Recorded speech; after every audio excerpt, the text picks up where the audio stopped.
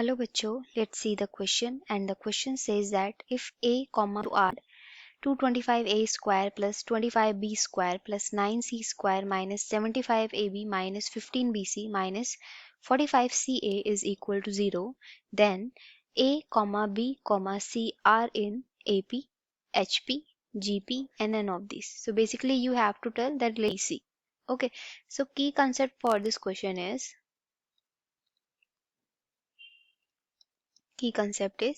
let's say A, B, C are in AP. तो AP में होंगे तो इनको हम किस वे में लिख सकते हैं? Then we can write A, first term को A लिखेंगे, दूसरी टर्म को A plus D and तीसरी टर्म को हम क्या लिख सकते हैं? A plus 2D, where D is common difference. ठीक है, मतलब टू टर्म के बीच का डिफरेंस क्या होता है? यहाँ पे इक्वल होता है. ए और बी के बीच का डिफरेंस क्या होगा? इक्वल. फिर बी और सी के बीच का डिफरेंस क्या होगा? सेम होगा, जो ए और बी के इक्वल है. तो यहाँ से रिजल्ट निकलता है B minus A is equal to C minus B. Difference क्या होगा दोनों के बीच का? इक्वल होगा. सो ऐसी सीरीज को हम क्या बोलते हैं? Arithmetic progression.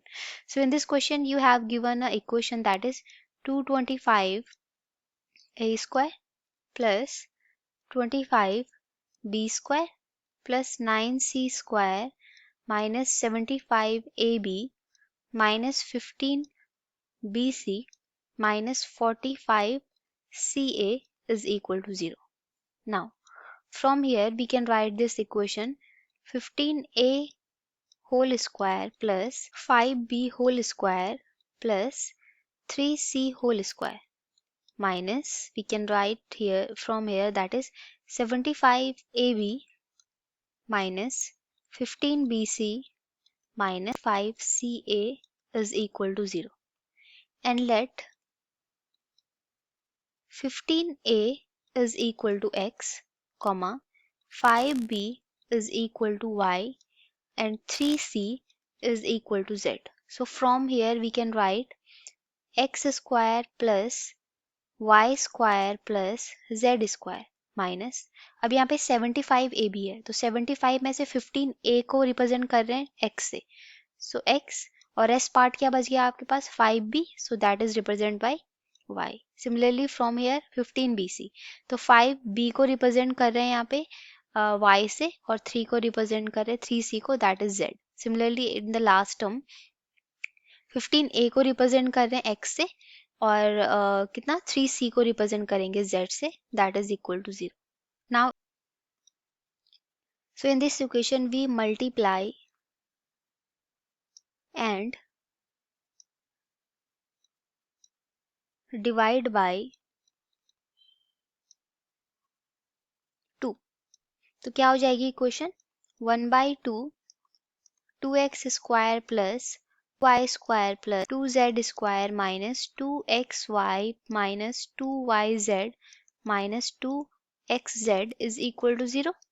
2 से मल्टीप्लाई भी करेंगे डिवाइड भी करेंगे तो इक्वेशन पे कोई इफेक्ट नहीं पड़ेगा. So implies that we have 1/2 2x square को क्या लिख सकते हैं? x square plus y square plus y square 2y square को, एंड z स्क्वायर को z square plus z square minus 2xy minus 2yz minus 2xz is equal to 0.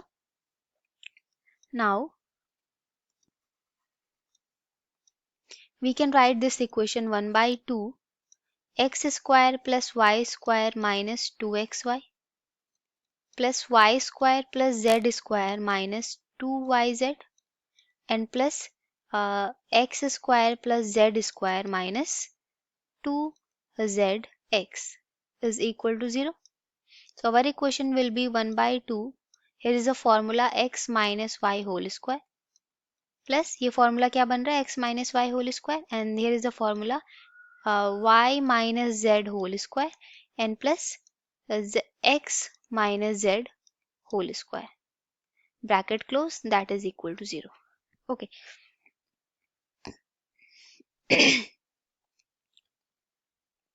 Now here you can notice बन रही है 1 by 2 positive में है और square वाली, ये भी स्क्वायर में टर्म है, ये भी स्क्वायर में टर्म है, ये भी स्क्वायर में टर्म है, तो अगर हम जो भी x और y की वैल्यू होगी तो स्क्वायर में है, तो इन तीनों टर्म्स की वैल्यू हमेशा कैसे आएगी, पॉजिटिव आएगी। तो ये तीनों टर्म, ये पूरी इक्वेशन कैसी वैल्यू देगी, पॉजिटिव वैल्यू देगी। और पॉजिटिव टर्म का सम जीरो, इन सबका सम क्या है, zero.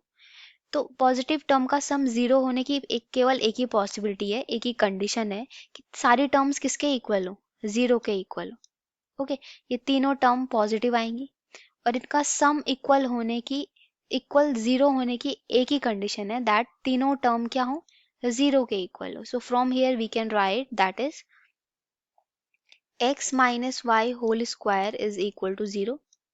Okay, y minus z whole square is equal to 0, and last one is x minus z whole square is equal to 0. So from here we can write x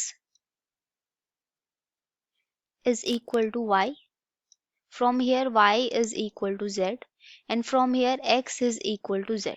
So we have a result from this, from equation number this first, second and third, that is x is equal to y is equal to z, and let's say question ये तीनों जो आपके पास term है x y z, तीनों की value equal है, and let's say इन तीनों की वैल्यू कांस्टेंट के इक्वल है, और कांस्टेंट है आपके पास let's say 15k, where 15k is any constant. Okay, so x की क्या वैल्यू अज्यूम की थी हमने 15a, y की क्या अज्यूम वैल्यू की थी हमने, दैट इज 5b, और z की क्या वैल्यू अज्यूम की थी हमने, दैट इज z की क्या वैल्यू अज्यूम की, that is 3c, and that is equal to 15k, क्योंकि x y z तीनों इक्वल है। तो अगर हम कांस्टेंट से कंपेयर करें तीनों को, तो a की वैल्यू कितनी आएगी k, b की वैल्यू कितनी आएगी, दैट इज 3k, और c की वैल्यू कितनी आएगी देन यहाँ से 5k। ओके, तो यहाँ पे अगर हम देखें तो तीनों टर्म क्या बन रही है, k comma 3k comma 5k। तो ये gp तो नहीं बन रहा है और hp नहीं बन रहा है, तो ये क्या बन रहा है, ap, क्योंकि इन दोनों टर्म के बीच का डिफरेंस कितना है, 2k। इन दोनों टर्म्स के बीच का डिफरेंस कितना है, 2k। तो अगर ये a b c है, तो ये क्या हो रहा है, यहाँ पे क्या बन रहा है, we can say that b minus a is equal to c minus ना आ रहा है 2k is equal to 2k। तो ये कैसी टर्म होगी हमारे पास, then A B C will be A P, arithmetic progression, क्योंकि कॉमन डिफरेंस क्या है तीनों के बीच का, सेम है। Okay, so I hope you all understood this explanation. Thank you and all the best.